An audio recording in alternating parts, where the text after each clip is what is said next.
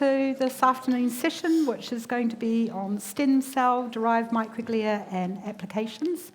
So we have 4 speakers this afternoon, and the first speaker is Professor Jennifer Pocock from UCL, who will be talking about stem cell-derived microglia and Alzheimer's research. Thanks, Angela. As Angela said, I'll skip this first slide. So we all know the involvement of microglia in many neurodegenerative diseases now. So I've worked for many years using rat microglia, but there suddenly became this need for a human model. The reason being that animal models don't necessarily recapitulate what you get in humans. There's also, I work at the National Hospital for Neurology and Neurosurgery, and you'd think we would get a lot of material. Well, you don't. And so it's very difficult to get fresh human tissue in which to isolate microglia. Very, very difficult. And also, with human iPSC-derived microglia, you can actually study genetic variants, and these are increasingly being identified in neurological diseases. And because of the insights into the basis of the derivation, if you like, of microglia versus derivation of macrophages, it became more relevant to look at real models of microglia. And using iPSC microglia, you can actually look at the temporal analysis of their function. So these are just some images of our microglia. It's taken us quite a long time to get them to this state. Initially we had them, they didn't look like microglia at all, to be honest. But we've gradually worked out how to make them ramify, how to make them tile, et cetera, and I'm going to go through some of this. And our methods are all published.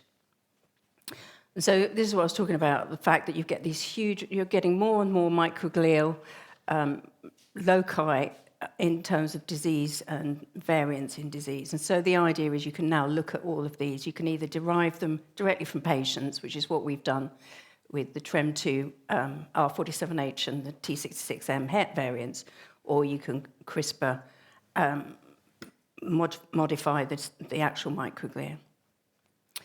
So these are some of the papers with all our methodologies. We published a big review in 2018. Obviously, it's moved on since then, but Tom Peers and I, a senior postdoc in our lab, did. And there's a whole range of different microglial purification, isolation methods from these stem cells.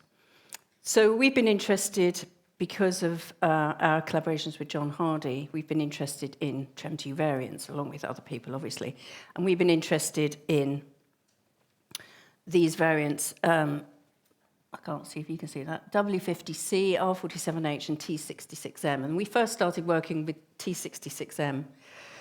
And the reason we're interested in this is obviously from the papers we published, and Johnson et al. Published, looking at how TREM2 variants were linked to late-onset Alzheimer's disease. And so this was a big shift, because many people were still concentrating on early-onset Alzheimer's disease, which is only about 20% of all cases of AD, so 80% of all cases late-onset. So this gave us a way of looking at the involvement of microglia and some of the deficits or activation profiles of microglia. And so this was the theory to begin with, that, that we all thought that activating TREM2 or TREM2 variants would cause these cells to be hyperactive. In some cases, in some particular assays, they might be, and you'll probably be hearing about this from Guy Brown later, but in a lot of cases, what we found is that there are deficits, and I'm going to just talk to you about some of these. But we made our microglia using these methods. So we started off with this Van Wiegenberg method that was published in 2013, and these are the stem cells. This is the embryoid bodies, and these are the myeloid progenitor cells. And then you get the staining. This is we've got staining here for P2RY12 and TREM2. And then we added, and I think this is quite standard now, this maturation step to make them, ramify quite a lot. And it's quite a useful method. And this takes 2 weeks, and we just do it over the weekend. And these are all the stem cells that we have used, and which we derived these ADRCs. This was from Matt Blurton Jones in Irvine. He gave us the fibroblasts, and we made all these different clones. So we've got 6 different clones of the R47H Het lines. We've got these common variants that were gifted to us from Selena Ray's lab, but also I think this SFC, Sally Cowley-derived line. And we've got these T66M hets, and obviously these are quite rare. This is one line. So the homozygous, this is the mother and this is the father of the homozygous, the heterozygous. Sorry, this is the parents and this is the homozygous variant, which has the disease. And then we have this W50C, which is the homozygous, and that's from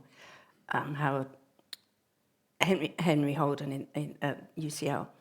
And then we have these lines, and we also were part of a big Fargo grant where we have all these lines, and they haven't really been defined properly, but we have 30-odd lines, and Angela Hodges has lines, and I don't know if you guys have them as well. Do you have them? So we've all got these lines. Anybody that was in that Fargo have these lines. And then we also use these are the Bione-Cs from EBISC. So C is the control line, and then you have the R47H homozygous CRISPR, and you have the knockout. And this, again, is what they look like in culture. So what do we look for when we look at these? Well, we look at a number of characteristics. Obviously, they have this, what we call microglial signature. They have certain surface markers, and they have various ICC markers. So you have this gene signature, these markers, and we make sure that they're all expressing these. We also have made sure that they have a calcium response, so when you add, for example, ATP, they get a big calcium response, and that they undergo this respiratory burst. That they can also phagocytose various ligands, that they can migrate into mixed cultures, and that they do this lovely tiling. So if we look at this, we found all these genes expressed in our microglia. We did a big gene array that I'll show in a minute. And we were interested, obviously, at that time in TREM2. And so we showed the expression of TREM2 both by ICC, by this Western blot with these two antibodies which are available, although one of them's actually been replaced. I think the goat died. So you've got AF18281 now. Everybody was panicking. Oh, my God, we haven't got antibody anymore. So that works in our cells as well. And then you've got this one, which allows you to see the CTF fragment. And then we looked at soluble TREM2. So we set up a soluble TREM2 assay. And we showed that you get secretion of soluble TREM2 in our microglia, but actually not very much in macrophages. And this was our gene clustering. And this is our microglia on this gene expression signature. This is human microglia we got from somewhere. I can't remember where Tom Pierce got that. And then this is our macrophages, human macrophages. So they do cluster towards the microglial line rather than the macrophage line. So again, we looked at this. And the thing to take home from this is when you look at the T66M het, you've still got some immature, and you get processing and mature, and you get this C-terminal fragment, which shows that it's gone to the surface, although it's reduced. In the T66 homozygous and the W50C, there is no C-terminal fragment, and it fits with the models, the animal models, where you get no trafficking to the surface. And we find that in our microglia expressing these variants. We also find that, as they do in animal studies, that the survival is very low. You take away MCSF and the survival falls. Only after 72 hours, though. We were hunting around going, well, they're not dying, but they do die after 72 hours, particularly the homozygous. This is in 100% ex vivo without any growth factors. And then we reduce it, take the growth factors out, and you start to see death, particularly in the homozygous. The hets, marginally, and then the controls don't die. So we then moved on. We characterized the T66Ms, and we published that. A senior clinical postdoc in my lab, Pablo Garcia-Reitbach, headed up all that. And then we moved to these R47H lines. And what we found was that there is no difference in the TREM2 expression across the lines. You get the C-terminal fragment. This, again, is the T66M. HOM and het and HOM, and this is our R47 clones. So there's no difference in the TREM2 levels. And I would point out that we published a paper with Christian Haas's lab, who was using a model, and people keep using this model where they express R47H.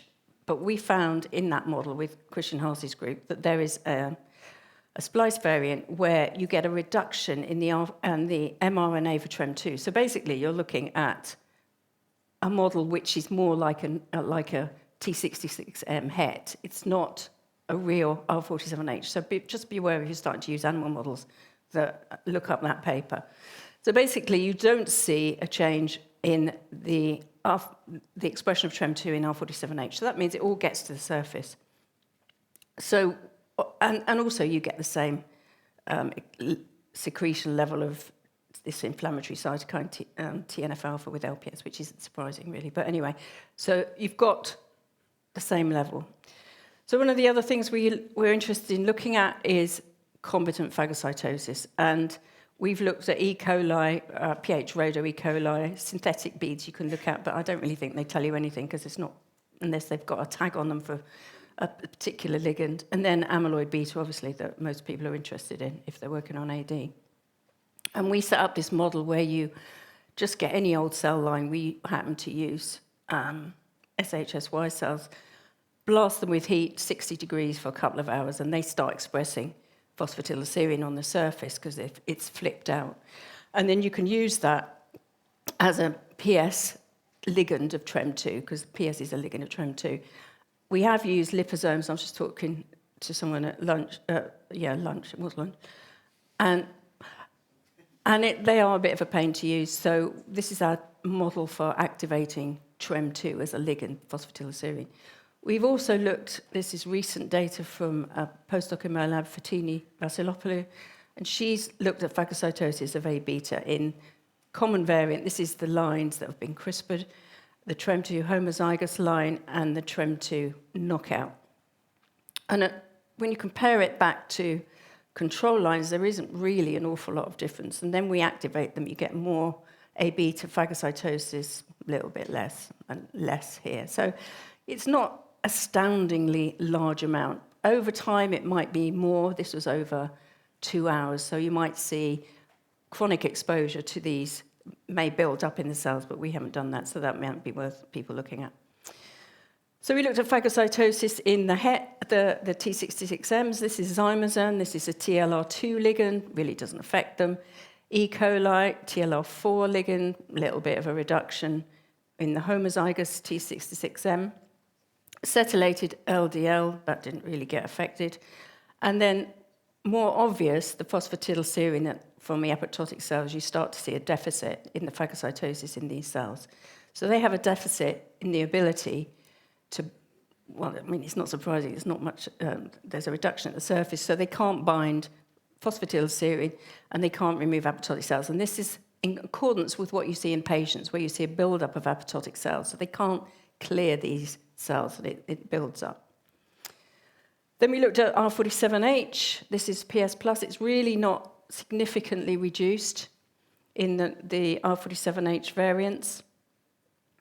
E. coli, again, not reduced. Acetylated LDL, not reduced. Zymazone, not reduced. So it depends on the deficit depends on the substrate. And in this case, with the R47H, you're not seeing any change in phosphatidylserine uptake. So then we looked at secretion. This is in the T66Ms. Really, it could be increased, not an awful lot of difference. And again, IL-6. And this is just a proteome profiler that we use quite often, where you can look at this is a control line just to show you what we get. This is a control of common variant line, and this is some of the cytokines that actually increase when you stimulate these cells with LPS. And this is one we did in the T66M. I'm not sure if I said that's Nasu-Hakola disease, but anyway, we looked at some of these, and there's some variation. So if you look at this, in the control, this is stimulated with apoptotic cells. These cells secrete CCL2, whereas the T66 HOMs and the T66, they really do not. They have a reduced secretion of CCL2. This is MIP1 alpha, again, changes. This is quite impressive. CXCL10 in the control with apoptotic cell stimulation, big increase there. But these variants, these T66M variants, unable to secrete that chemokine. And again, across the board, you see changes depending on what cytokine you're looking at, whether or not you can see a secretion with some of these. So it's very substrate specific and it's very line specific. And again, this was our proteome profiler, looking at all these cytokines. I mean, they're a bit of a nightmare to use. You have to do it quite frequently, and they're very expensive, but they're worth doing if you want to try and figure out points of change. So this was work by another postdoc in my lab, Emily Borman, and what she did was look at these lines, these commercially available lines, so the common variant C, the R47A homozygous C7, and the knockout C17, and she looked at some of these, and she's plotted some of these that have changed with LPS stimulation. And this is the knockout. So you see it's higher than the control and the homozygous. And again, it's higher here with TNF-alpha. The homozygous is higher here, and serpine is lower. So there were differences depending on what lines you're using. So I'm not a great fan of the knockout because we're seeing this quite a lot. There seems to be quite a different response with those knockouts compared with the R47H, which is, I think, a lot more subtle than a knockout. And this was our assay for soluble TREM2 shedding. So obviously in the HETs you're going to get very little, and in the homozygous T66M where you haven't got any going to the surface, obviously you're not going to get any shedding. And this is just to show you that this is our assay. We took a picture of it because it was so obvious that there is absolutely no soluble TREM2 shedding in these cells. And so we looked at the R47 genotypes and we compared it with common variant. So this is the, can't read my own writing, this is the HETs and this is the HOMs. So this is our patient lines and this is the homozygous CRISPR line, stimulated with phosphatidylserine, so there's no difference in the shedding of soluble TREM2 in these lines. And again, this is just to show by comparison our HETs. You can see we did it an awful lot of times, and you can see the variation in the lines across when you do it quite a few times. And this is the homozygous. I think we gave up after 3. This is the T66 HETs, and this is the HOMs. And I would say the other thing that we really found was important when you're doing these measurements is everything, you have to regulate it back to protein. I think when we did this, we regulated it back to volume. We need to regulate it back to protein every time so that we know that for a given cell number, these are the data that you get.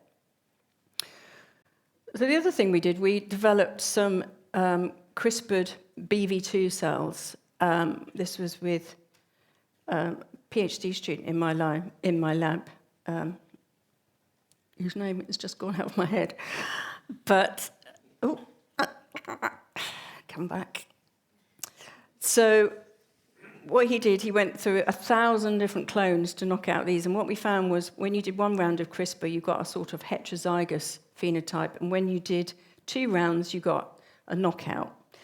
And so Alexandra Phillips, a PhD student in my lab, looked at this, and she looked at filipodial length, and that was reduced in these lines. And in addition, when you stimulated to get ruffle formation, which allows these cells to move, that was also, so she did 2 different stimuli here, that was also reduced when you knock out TREM2.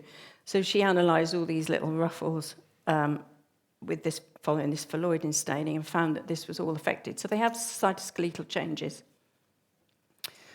So one of the things we explored was obviously the R47H is at the membrane. You've got some, it's trafficked to the membrane. What's the problem?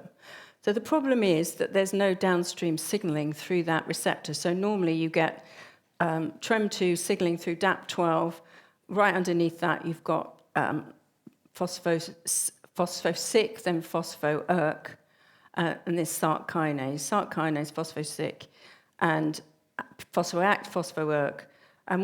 So we looked at this, and what we found was, and this was with phosphatidylserine stimulation, these are in this was in the homozygous, but we also did it in the HETs and got the same result.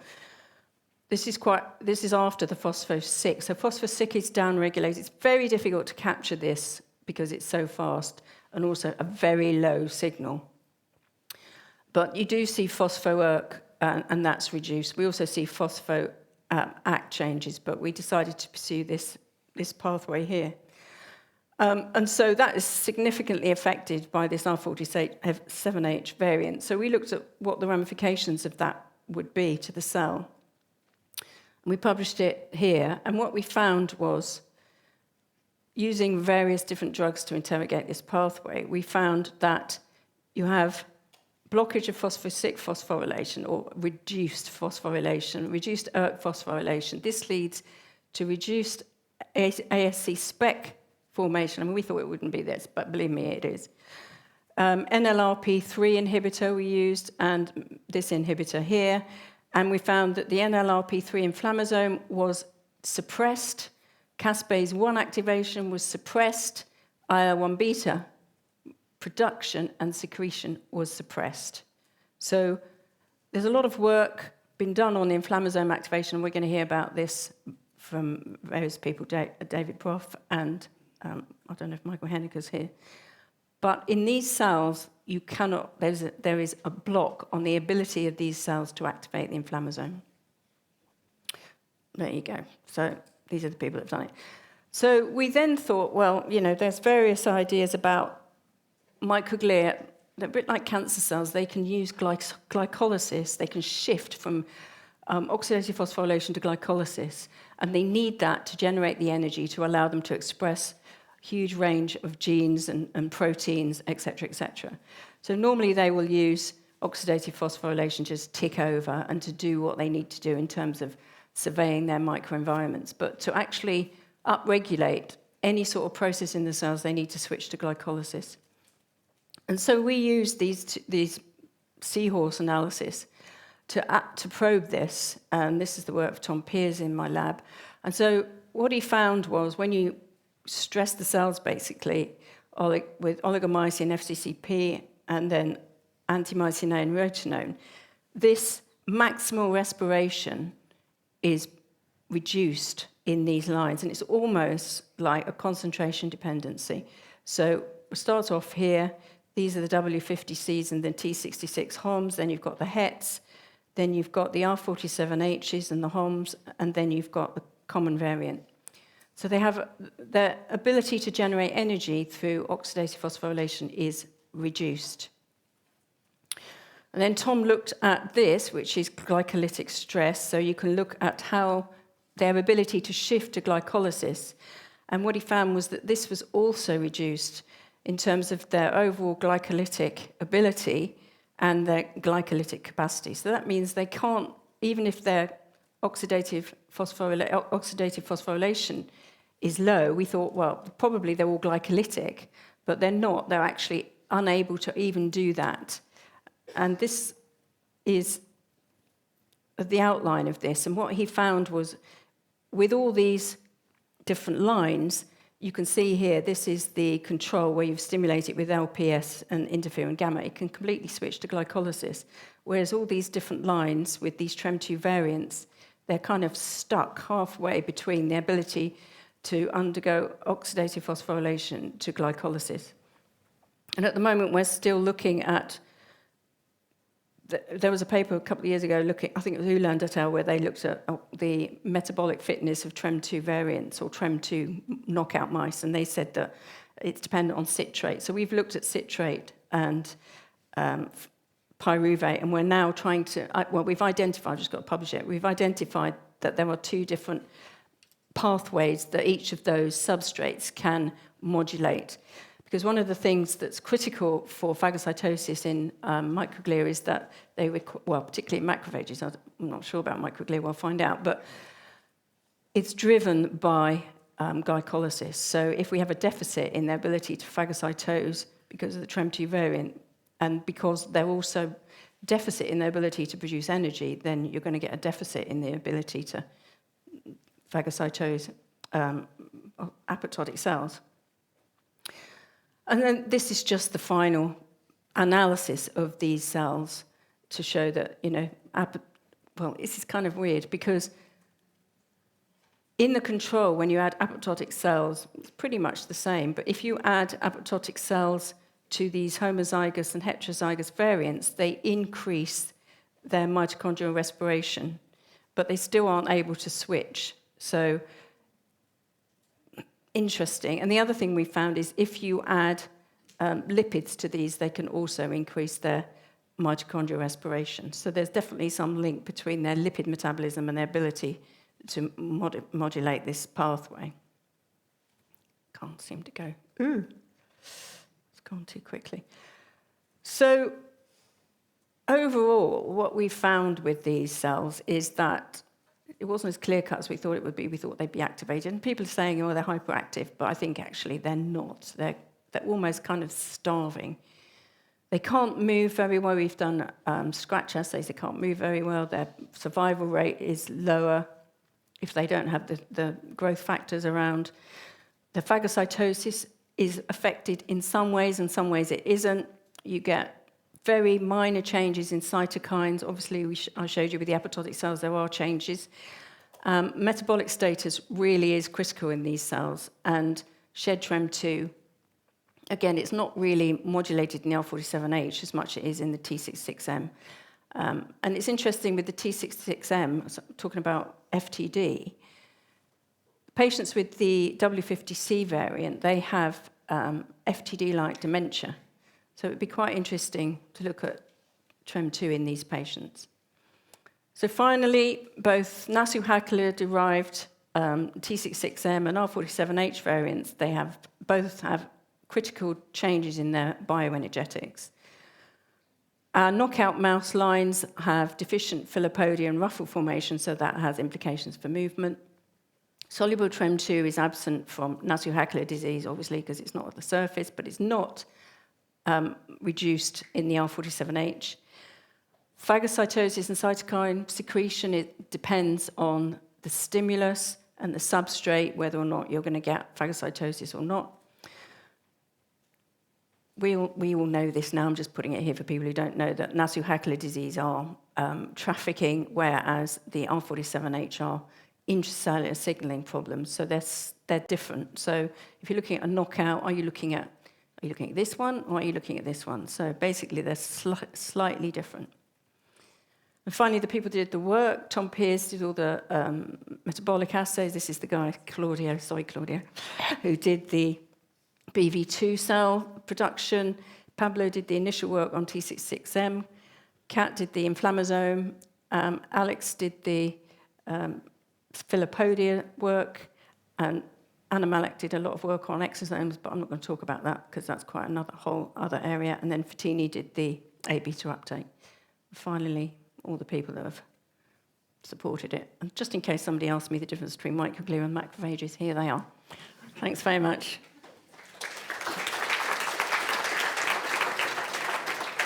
Thanks very much, Jennifer. So are there any questions?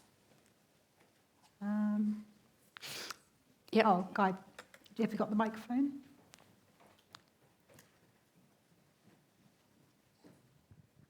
Thanks, Jenny. As you know, the DAM profile, or whatever you call it, is partly TREM2 dependent. Do you think a lot of these differences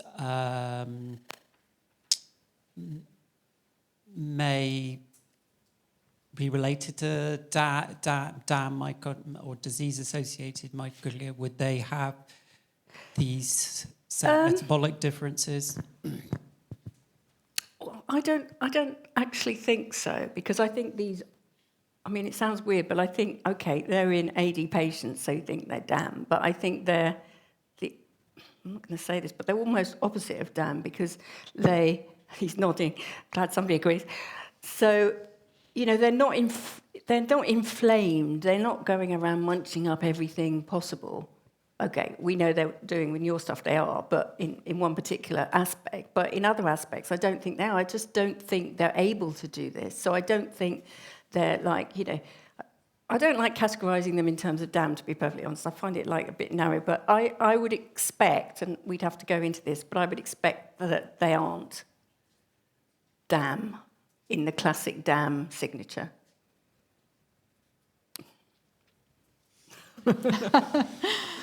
Thank you. Any other questions?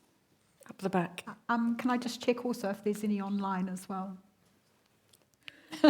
Sorry, asking you to do two things at once. Okay, well, up the back, I think there was a question. Yeah, thank you. Just a very quick question.